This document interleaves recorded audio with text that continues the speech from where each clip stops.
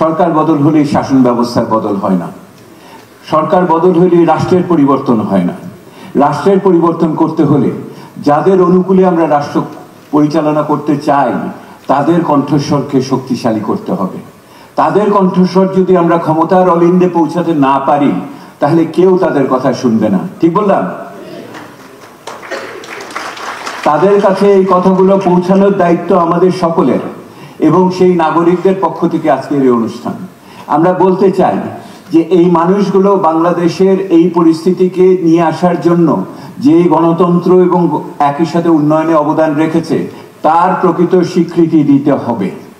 এই স্বীকৃতি না পেলে পরে তারা নাগরিক হিসেবে যে যোগ্যতার, যে সম্মানের দাবি রাখে সেই সম্মান কিন্তু আমরা দেখাতে পারবো না।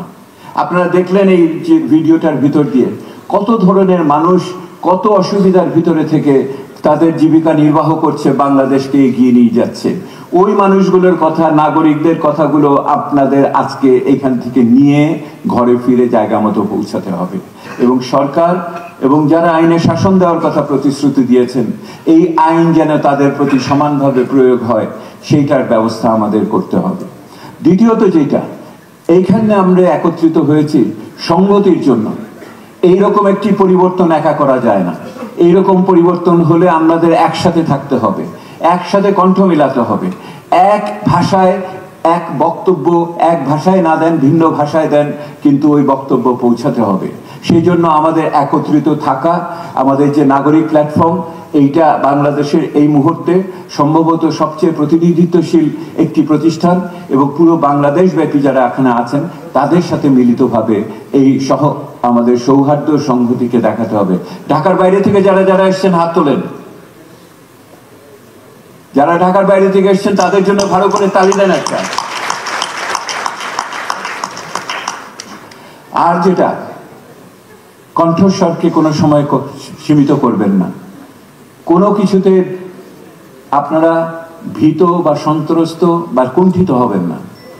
কুণ্ঠা এবং সেই ভীতি হলো আমাদের কিন্তু সমস্ত অর্জনের পথে সবচেয়ে বড় প্রতিবন্ধকতা। একসাথে থাকবো, জোরে বলবো, এবং ওনাদের না শুনে উপায় থাকবে না।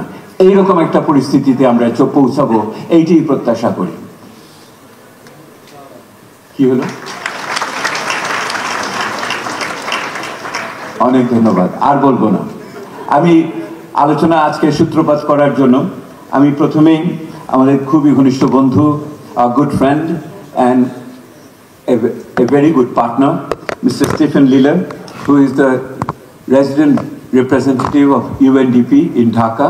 I would like to invite him to make his inaugural comment. একটা কথা বলেছেন, ট্রাস্ট, আস্থা বা বিশ্বাস, যে শব্দই ব্যবহার করেন না কেন, রাষ্ট্রের উপরে যদি আস্থা বা বিশ্বাস না রাখা যায়, সংস্কার প্রক্রিয়ায় যদি আস্থা বা বিশ্বাস রাখা না যায়, তাহলে প্রকৃত ফলাফল পাওয়া কষ্টকর হবে। এইটা একটা ওনার বড় বক্তব্য প্রথম দিকে ওনার ছিল আর কি এইটা। আর দ্বিতীয় আরেকটা বিষয় উনি বলেছেন নাগরিকদের ভূমিকার কথা, এবং সেইখানে এসে উনি বলছেন তথ্যভিত্তিক কণ্ঠস্বর যদি না থাকে, যদি বিশ্লেষণের পরিস্থিতি না থাকে, তাহলে কিন্তু আমাদের যে দাবি বা আমাদের যে প্রত্যাশাগুলো সেগুলোকে অর্থপূর্ণভাবে শাসক গোষ্ঠীর কাছে, সরকারের কাছে, সমাজপতিদের কাছে তুলে ধরা যায় না। তাহলে সংহতি লাগবে, একত্রিত থাকতে হবে, কিন্তু একই সাথে সত্য তথ্য এগুলিকে প্রতিনিয়ত আমাদের সামনের দিকে নিয়ে আসতে হবে গবেষণার মাধ্যমে, যে কাজটি আজকে আমরা করছি আর কি সেই অর্থে। আর তৃতীয় আরেকটি বিষয় ওনার কাছ থেকে এসছে, সেটা হলো যে এসডিজির ব্যাপারে, স্থানীয়করণ করার ব্যাপারে।